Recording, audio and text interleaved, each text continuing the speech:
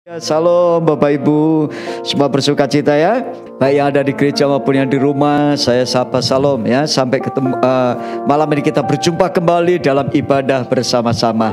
Saudara-saudara yang dikasihi Tuhan, satu hal yang perlu kita pahami dalam kekristenan, ketika kita menjadi Kristen, sebenarnya ada satu yang Tuhan sedang pulihkan, yang namanya relationship atau hubungan yang harmonis. Hubungan yang harmonis ini penting. Kenapa hubungan yang harmonis akan menentukan bobot dari sebuah hubungan dan dampak dari hubungan itu. Ketika sudah kenal seseorang dan saudara hanya kenal biasa saja, maka saudara tidak mendapatkan manfaat dari hubungan itu lebih dalam.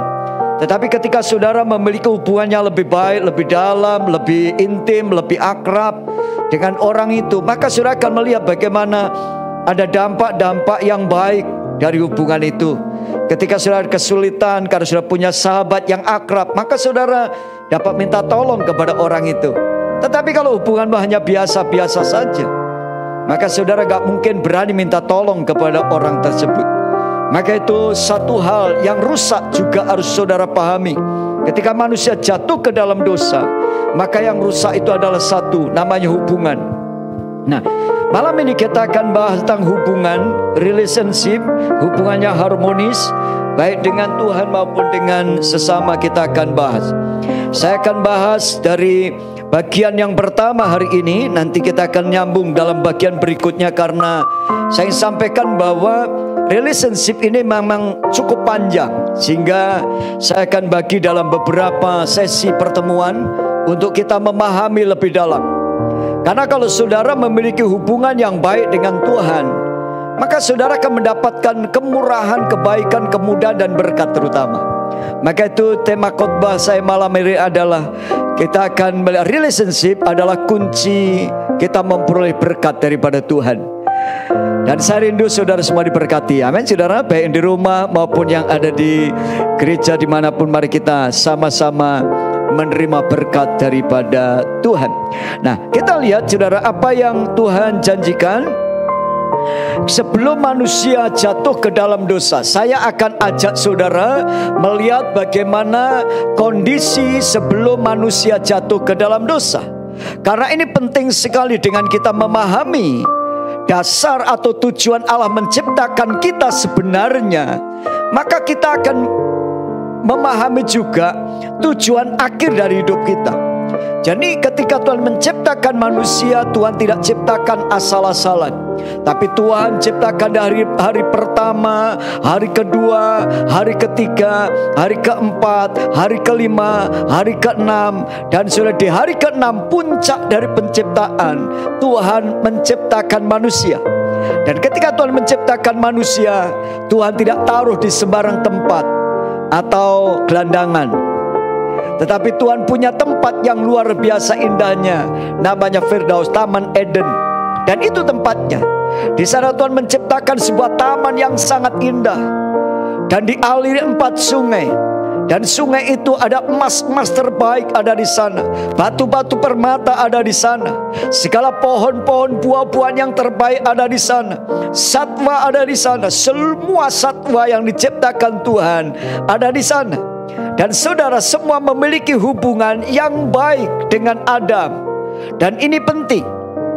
Kehidupan pada waktu manusia diciptakan, pada waktu penciptaan, itu hubungannya sangat harmonis. Maka itu Kejadian 1 dan Kejadian 2 menceritakan itu. Kejadian 1 ayat 31 firman Tuhan katakan begini, maka Allah melihat segala yang dijadikannya itu sungguh amat baik. Coba perhatikan, sungguh amat baik, artinya baik sekali, amat baik. Jadilah petang dan jadilah pagi, itulah hari ke-6. Ketika terakhir semua sudah diciptakan, manusia sudah ditaruh di Taman Eden. Tuhan sudah memberkati semua ciptaan. Tumbuh-tumbuhan diberkati, hewan-hewan satwa diberkati, dan juga saudara, burung di udara Tuhan berkati, ikan-ikan di laut Tuhan berkati, manusia Tuhan berkati. Tuhan berkata, beranak cuculah, jadilah banyak, penuhilah bumi. Dan kalimat ini diucapkan oleh Tuhan untuk memberkati seluruh ciptaannya. Lalu Allah beristirahat dengan tenang sambil di surga melihat, wow, luar biasa yang aku ciptakan. Coba kalau saudara punya satu cita-cita atau satu usaha yang sudah rindukan dari kecil sampai terakhir, akhirnya sudah menikmati hasil luar biasa, saudara pasti akan senang sekali dan sudah berkata, Tuhan terima kasih, usahaku nggak sia-sia. Sekarang perusahaanku berhasil, dan saudara pengen istirahat dan menikmati. Tuhan pun menikmati ciptaannya di hari ke-7. Hari ke-7 disebut hari Sabat atau hari perhentian. Dan hari perhentian ini juga ditetapkan oleh Tuhan untuk kita. Maka itu ada hari ibadah, hari perhentian. Dan orang Kristen yang memahami ini, orang ini akan terus mengadakan hubungan dengan Tuhan. Tujuannya apa Sabat? Meningkatkan hubungan pribadi kita dengan Allah. Nah, saudara-saudara, ketika Tuhan menciptakan manusia, hubungan Allah dan manusia itu sangat harmonis. Sehingga tiap-tiap pagi Tuhan mengunjungi Adam dan Hawa di Taman Eden. Dan Tuhan senang berjalan-jalan. Saudara senang jalan pagi kan? Atau jalan sore? Sekarang saya jalan kadang pagi kadang sore, tergantung waktunya, saudara ya. Jadi kalau pagi terus kadang sibuk di pagi. Nah, kita kadang sore, kadang pagi gitu kan, kadang sore banget gitu kan, hampir malam jalan juga, saudara. Kenapa? Karena memang merupakan kebutuhan untuk kita berolahraga gitu, sehingga kita berjalan. Nah, tapi Tuhan punya kebiasaan luar biasa. Pagi-pagi benar Dia mendatangi Adam dan Hawa dan berjalan-jalan di taman dan menikmati udara pagi yang begitu indah. Tuhan pun suka jalan pagi. Dan hubungannya sangat harmonis. Tuhan sangat-sangat senang dengan Adam dan Hawa pada waktu itu. Tapi apa yang terjadi saudara-saudara? Semua hancur karena dosa. Dalam Kejadian pasal 1 ayat 27 sampai ayat 31 dikatakan begini. Mari kita pahami sebelum semua hancur ya oleh dosa. Maka Allah menciptakan manusia itu menurut gambarnya, menurut gambar Allah diciptakannya dia, laki-laki dan perempuan diciptakan mereka. Saya suka nanya, saudara, Tuhan itu laki atau perempuan gitu, saudara. Banyak orang berkata laki. Nah, lalu yang perempuan gambar siapa? Ya, saudara ya, kita memang diciptakan laki dan perempuan. Artinya laki dan perempuan itu gambarnya Allah. Tuhan split dua sifat yang berbeda, yaitu sifat kepemimpinan tegas, laki-laki sebagai kepala, wanita sebagai penolong, lembut, penuh kasih, sabar. Tapi kadang-kadang kebalik, saudara. Istri nggak sabaran, suami sabar. Atau saudara, suaminya nggak sabaran, istrinya yang sabar, gitu kan? Nah, itu dua sifat. Karena apa? Itu dosa. Sebenarnya yang sekarang ini udah nggak ideal lagi, saudara. Kalau sudah cari contoh wanita yang ideal yang mana sebenarnya? Ya harus bertobat dulu, dipulihkan dulu. Karena semua udah banyak luka batin karena ciptaan dari orang tuanya. Orang tuanya itu banyak melukai, anak-anaknya dilukai, sehingga terciptalah kita. Kita itu adalah hasil didikan dari orang tua kita. Kalau orang tua kita lembek, akhirnya kita dimanjakan terus, saudara. Akhirnya kita hancur-hancuran juga. Kayak kemarin kita baru dapat tamu lalu cerita-cerita, saudara, ini orang tuanya kaya, anaknya diturutin terus, saudara. Dan akhirnya gagal sekolah ini itu ya, akhirnya dia jadi anak manja lah gitu. Ya, akhirnya kemarin dia cerita waktu di rumah 30 tahun gak pernah ke gereja. Waktu ngobrol dengan ibu, karena saya persiapan untuk ibadah penghiburan almarhum Bapak Pendeta Muda Basuki yang dipanggil Tuhan, si ibu yang ngobrol sama keluarga ini, dia cerita banyak. Lalu selesai itu, saya waktu mau berangkat minta didoakan, dan dia bilang begini, mulai sekarang saya mau ke gereja lagi, katanya. 30 tahun gak mau ke gereja, ngobrol sebentar mau ke gereja, saudara. Karena hubungan ini penting sekali. Nah, perhatikan, Jadi dua sifat laki perempuan digabungkan dalam pernikahan. Pernikahan itu ada penggabungan dua sifat. Sifat Allah yang dipisah dari laki dan perempuan itu. Nah, kita lihat saudara, Allah memberkati mereka. Dan kita perhatikan garis bawahi kata berkat. Allah memberkati mereka, lalu Allah berfirman kepada mereka, beranak cuculah dan bertambah banyak, penuhilah bumi, taklukkanlah itu, berkuasalah ikan-ikan di laut, burung-burung di udara, dan atas segala binatang yang merayap di bumi. Ini yang Tuhan firmankan. Berfirman Allah, lihat aku memberikan kepadamu segala tumbuhan berbiji, seluruh bumi dan segala pohon-pohonnya yang buahnya berbiji, itulah menjadi makananmu. Tetapi kepada segala binatang di bumi, segala burung di udara, segala yang merayap di bumi, yang bernyawa kuberikan segala tumbuh-tumbuhan hijau menjadi makanan. Dan jadilah demikian. Maka Allah melihat segala yang dijadikan itu sungguh amat baik. Jadilah petang dan jadilah pagi, itulah hari ke-6. Artinya apa? Semua baik. Makanan pun diatur, Taman Eden diatur, semua begitu luar biasa. Saya suka membayangkan kalau misalnya saya ada di Taman Eden, wow, itu binatang melebihi Taman Safari, saudara. Ke Taman Safari saja sudah senang, saudara. Lihat itu semua, apalagi lihat panda yang makan bambu, saudara ya. Itu bambu yang keras dikupas, set, kulitnya dibuangin, dimakan dalamnya. Coba, saudara, itu luar biasa. Kalau saudara kan makan bambu juga kan, tapi saudara bukan panda, yang saudara makan rebungnya gitu kan. Nah, mungkin anaknya panda kali saudara. Nah, saudara, itu panda itu guling-gulingan, bagus sekali, saudara, senang melihatnya. Nah, apalagi pada waktu Taman Eden, semua belum ada dosa, hubungan antara manusia, hubungan dengan alam itu luar biasa, dan itu rencananya Tuhan, saudara. Tetapi sayang sekali, dosa merusak hubungan yang harmonis itu. Semua yang indah itu akhirnya hubungannya rusak. Hubungan antara manusia dengan manusia, suami istri mulai berantem, Adam dan Hawa mulai saling menyalahkan. Dan itu yang terjadi. Ketika terjadi kerusakan itu, saudara, apa saja yang rusak? Yang pertama, saudara, hubungan dengan Allah rusak. Yang kedua, hubungan sesama manusia. Adam mulai menyalahkan Hawa, Hawa menyalahkan ular, binatang itu. Lalu saudara, manusia dengan satwa mulai saling memakan gitu kan. Saudara lihat, manusia makan ayam, dulu gak boleh makan ayam, saudara ya. Tapi sekarang kita makan ayam, makan bebek, semua dimakan. Yang berkaki 4 kecuali kaki meja gitu. Nah, semua dimakan. Manusia dengan alam akhirnya rusak. Kerusakan begitu luar biasa, itu akibat dosa.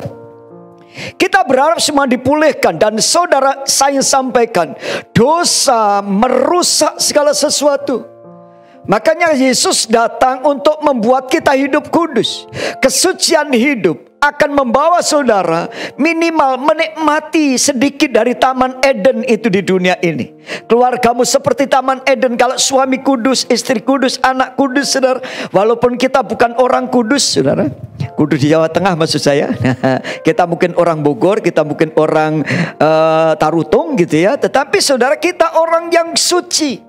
Kalau hidup kudus, maka semakin baik. Dan Tuhan sangat serius. Tuhan rindu sekali ingin berjalan-jalan dengan kita seperti di Taman Eden dulu. Makanya tahun ini kita punya tema, yaitu Immanuel, Allah menyertai kita. Tahun ini Natal, tahun ini Allah menyertai kita. Dan saya rindu tahun depan kita selalu disertai oleh Tuhan. Amin, saudara. Nah, kita lihat perempuan menyalahkan, lalu terkutuklah. Tuhan katakan pada ayat ini, dikatakan begini. Perempuan itu melihat bahwa buah pohon itu baik untuk dimakan. Tolong wanita-wanita ya dengar baik. Sampai hari ini kecenderungan wanita seperti ini. Apa yang dilihat senang dibeli. Ngotot lagi. Lagi pula pohon itu menarik hati karena memberi pengertian. Lalu ia mengambil dari buah itu, dimakannya tanpa konfirmasi ke suami, tanpa tanya ke suami. Dia ambil itu dan suami pun dikasih. Dan suaminya mau juga, saudara. Saking sayang istri, ya sudahlah, kamu lakukan saja, padahal itu salah, saudara ya. Nah, itu yang terjadi. Maka jangan terlalu sayang istri juga, saudara. Apapun dituruti, salah pun diikuti. Kayak Adam gini, terlalu sayang istri, saudara. Maka terbukalah mata mereka berdua dan mereka tahu bahwa mereka telanjang. Lalu mereka menyemat daun pohon ara dan membuat cawat. Ketika saudara salah mengelola kehidupan, banyak menanggung malu, akhirnya kita berusaha menutupi. Maka suami istri, kalau engkau hidup rukun dan damai, sudah diberkati Tuhan, hati-hati dengan godaan-godaan. Jangan sampai sudah tergoda seperti Adam dan Hawa ini. Tuhan taruh batasan-batasan yang gak boleh dilanggar. Itu gak boleh dilanggar. Ayo, batasan itu kita lakukan supaya apa? Supaya sudah tetap tinggal di Taman Eden dalam keluargamu, ya. Dan Tuhan mau seperti itu. Lalu apa yang dikatakan ayat 8? Ketika mereka mendengar bunyi langkah Tuhan, mendengar, artinya sejak mereka jatuh sudah nggak melihat Tuhan lagi. Matanya sudah buta. Dalam kitab Wahyu dikatakan engkau buta, telanjang, miskin, kata. Jadi mata rohaninya mulai buta, nggak bisa melihat Tuhan lagi. Yang berjalan-jalan dalam taman itu pada waktu hari sejuk, bersembunyilah manusia dan istrinya, yaitu terhadap Tuhan Allah di antara pohon-pohon dalam taman. Berapa banyak orang kalau udah malu akhirnya menyembunyikan diri. Udah dikejar-kejar debt collector akhirnya menyembunyikan diri. Nak bilang ya mama gak ada. Lalu anaknya bilang, om mama bilang katanya mama gak ada katanya. Karena anak jujur, sudah lebih jujur daripada orang tuanya. Nah, tetapi Tuhan Allah memanggil manusia itu dan berfirman kepada, di mana engkau? Tuhan tahu nggak kira-kira di mana engkau? Tahu, tetapi bahasa yang dipakai adalah bahasa manusia. Alkitab memakai bahasa manusia, makanya membahasakan bahasa manusia. Tuhan Maha tahu, tapi Alkitab mencatat itu dalam bahasa manusia, ya, memposisikan seperti manusia. Dan di mana kamu? Jadi Tuhan itu merendahkan diri seakan-akan seperti manusia, gitu loh. Nah, jadi bahasa pakai bahasa manusia. Jangan tanya, kan Tuhan Maha tahu, kenapa Tuhan tanya? Enggak, ini bahasa yang dipakai bahasa Alkitab adalah bahasa manusia seperti kita ngobrol, seperti saya Pak Yansen ngobrol gitu ya. Itu Tuhan merendahkan diri sebagai manusia, ya, sederajat dengan manusia. Ia menjawab, ketika aku mendengar bahwa engkau ada dalam taman ini, aku menjadi takut karena aku telanjang, sebab itu aku bersembunyi. Perhatikan, ini yang menyebabkan satu saja, yaitu namanya dosa. Dosa membuat tembok pemisah antara kita dengan Allah. Dosa memisahkan kita dari surga. Dosa membuat janji-janji Tuhan tidak genapi. Dosa membuat kita terusir dari Taman Eden, yang harusnya kita menikmati dengan mudah segala kenikmatan-kenikmatan yang Tuhan sediakan. Segala berkat yang Tuhan sediakan begitu luar biasa di Taman Eden, itu harusnya menjadi milik kita. Tetapi apa yang terjadi karena dosa masuk dalam kehidupan kita? Dosa adalah pelanggaran terhadap perintah Tuhan. Itu arti dosa. Ketika Tuhan larang, jangan pernah dilanggar. Apapun alasan saudara, kalau melanggar kebenaran firman, melanggar perintah Tuhan, itu dosa. Dan akibat dosa itu maut. Dan akibat dosa itu kena kutuk, saudara. Maka itu manusia kena kutuk. Apa yang menjadi mereka terima? Berkat telah berubah menjadi kutuk. Berkat Taman Eden menjadi kutuk. Lalu apa yang terjadi, saudara? Ya, ketika mereka jatuh dalam dosa, Adam dan Hawa yang diberkati beranak cucu sekarang mulai terkutuk. Nah, Adam, alam semesta terkutuk yang diberkati tadi, ikan-ikan, satwa, berkat, itu semua keturunan, semua kena kutuk, saudara. Bahkan kehidupan yang kekal sekarang berubah menjadi kematian. Wanita kena kutuk, melahirkan dengan susah payah. Maka itu bersyukurlah kalau saudara bisa melahirkan atau diberikan anugerah melahirkan. Jangan ngambek, jangan marah. Kenapa sakit? Kenapa? Memang itu salahmu sendiri. Kenapa bikin dosa? Gitu ya. Nah, tanah kena kutuk. Dan ketika Adam jatuh ke dalam dosa, tanah yang terkutuk. Alam tumbuhan kena kutuk, ular binatang kena kutuk, usaha pekerjaan kena kutuk, makanan kena kutuk. Dan kutuk yang paling berat adalah kutuk maut atau kutuk kematian. Dan itu yang harus dibereskan. Yesus datang untuk membereskan kutuk menjadi berkat.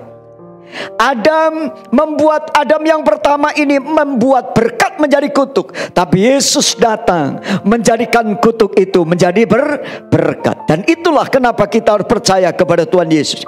Maka itu saudara, coba perhatikan, kutuk yang paling berat dalam kehidupan adalah dalam pekerjaan, dalam usaha. Karena kita itu butuh makan, kita butuh minum, kita butuh pakaian. Sehingga saudara, ini kutuk yang paling berat itu bukan yang lain-lain, tapi hubungannya dengan pekerjaan. Terutama laki-laki nih ya. Tolong laki-laki dengan baik-baik ini. Saya bicara khusus kepada suami, kepada laki-laki yang ada tempatnya atau di rumah. Dengarkan Kejadian 3:17.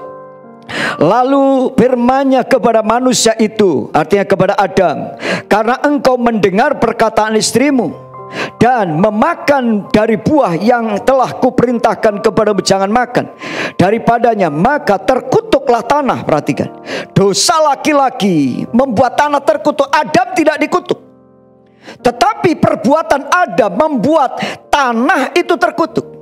Karena engkau dengan bersusah payah engkau akan mencari rezekimu dari tanah seumur hidupmu. Bayangin, bukan setahun, 2 tahun, seumur hidup kita akan susah.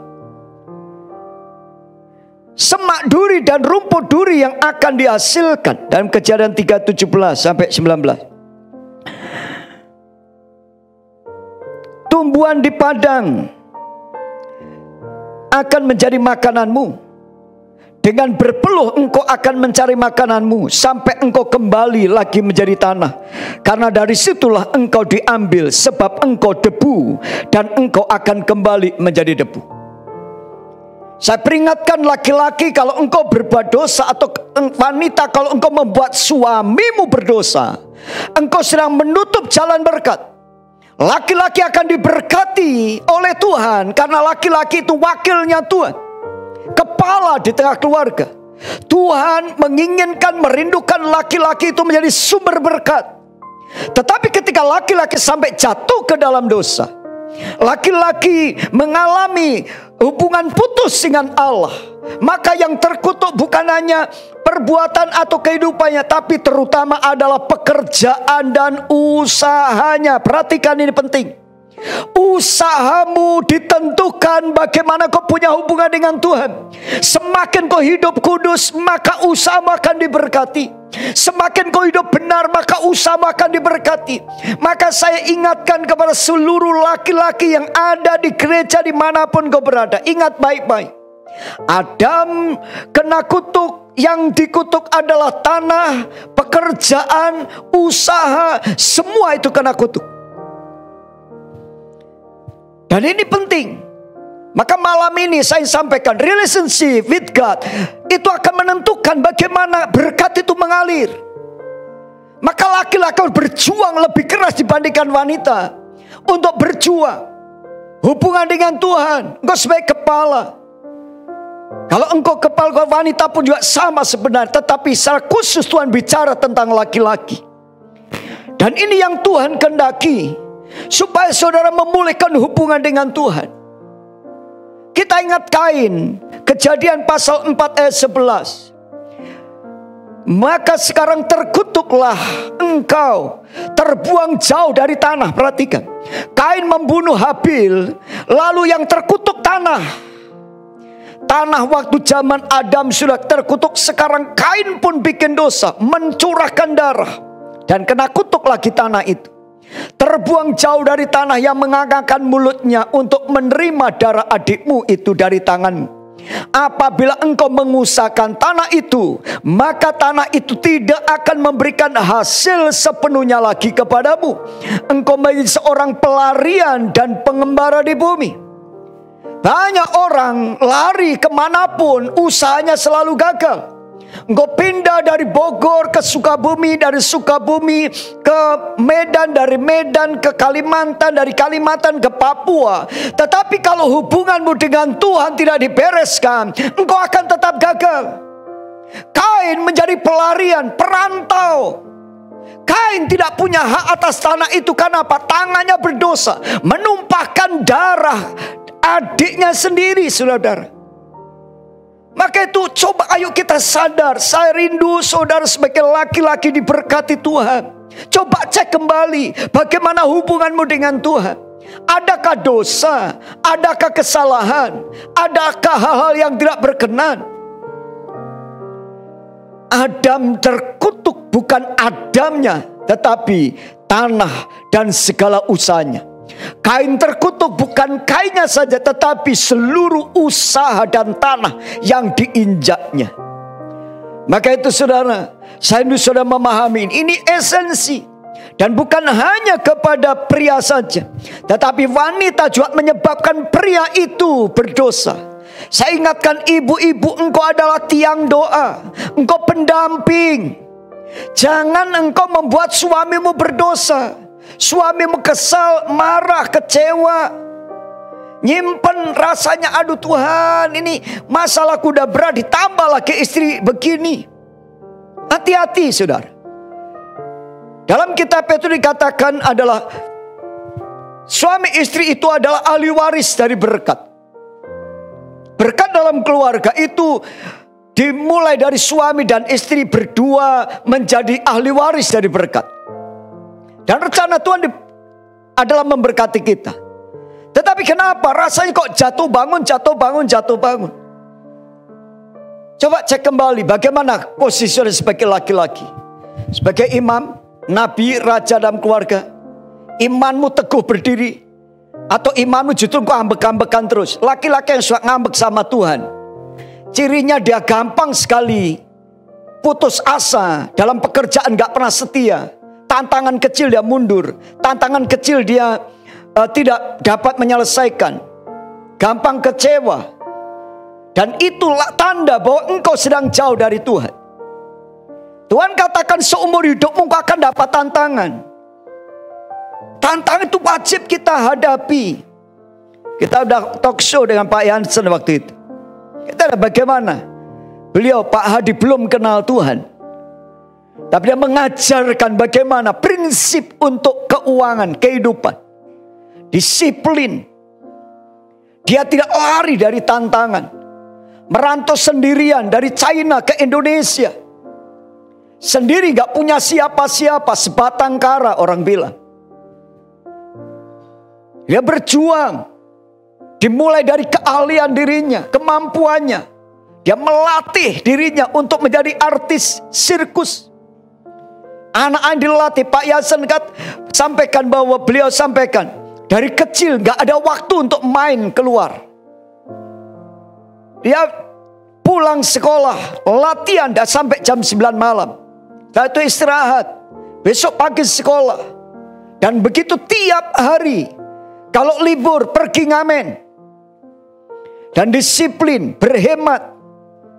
Dan dia lakukan itu sehingga dalam talk show disampaikan ayat yang disampaikan dapatkan Pak Jansen tentang berkat, umur panjang, dan kehormatan diterima. Banyak orang ingin mengharapkan itu tapi nggak tahan uji. Coba cek kembali saudara, mental saudara seperti apa? Hubungan dengan Tuhan bukan hanya masalah rohani, tapi juga masalah jiwa, kebiasaan, mental kita. Mental kita tahan uji apa enggak? Mental kita itu mental pemenang atau bukan? Saya ini saudara coba ubah, cek kembali. Ayo berubah. Kalau ada tantangan maju, jangan mudah menyerah. Istri-istri, dampingi suamimu. Doakan sungguh-sungguh. Kau tiang doa, engkau penolong. Jangan mengomel-ngomel. Apa gunanya saudara? Gak ada gunanya. Saudara mau marah, mau apa, gak ada gunanya. Itu akan merusak keadaan. Tapi kalau kau semakin teguh, ketika suami melemah, kau semakin kuat. Dan kau doakan sungguh-sungguh, dampingi suamimu. Maka kau akan melihat bagaimana Tuhan akan pulihkan hidup kita. Amin saudara. Tuhan akan berkati kita semua. Jadi ini bagian pertama saya sampaikan. Dosa merusak segala-galanya. Rencana Tuhan Taman Eden sampai hari ini, Taman Eden harus jadi milik kita. Karena Yesus telah mengubah kutuk jadi berkat. Kutuk yang dikatakan dalam Kejadian itu sudah dipikul di kayu salib. Dan saya rindu saudara memahami hal ini. Amin saudara. Jadi saya kesimpulannya apa? Yang pertama, rencana Tuhan adalah engkau hidup dalam kelimpahan seperti Taman Eden. Itu rencana Tuhan. Engkau punya hubungan harmonis dengan Tuhan, harmonis dengan keluarga, harmonis dengan alam. Seperti Pak Yansen, lihat pelihara alam semesta, gunung, lembah, satwa, dirawat dengan baik. Dan itu rencana Tuhan juga begitu. Dan saudara-saudara, saya rindu. Itu yang pertama. Yang kedua, saudara, Tuhan mau bereskan dosa-dosamu. Laki-laki, wanita, bereskan dosa. Karena dosa adalah penghalang segala berkat, perusak segala berkat. Hidup kudus. Dan yang ketiga, saudara, memang kita hidup ini susah. Tuhan sudah katakan seumur hidupmu engkau akan berjuang dan engkau akan berpeluh, dan itulah kodrat kita. Saya rindu sudah berjuang lebih sungguh dibandingkan orang lain. Amin. Sudah lebih sungguh-sungguh. Saya percaya Tuhan akan berkati kita semua. Amin. Mari kita datang kepada Tuhan. Sekalipun aku dalam lembah kelam, ku tak takut, sebab kau besertaku.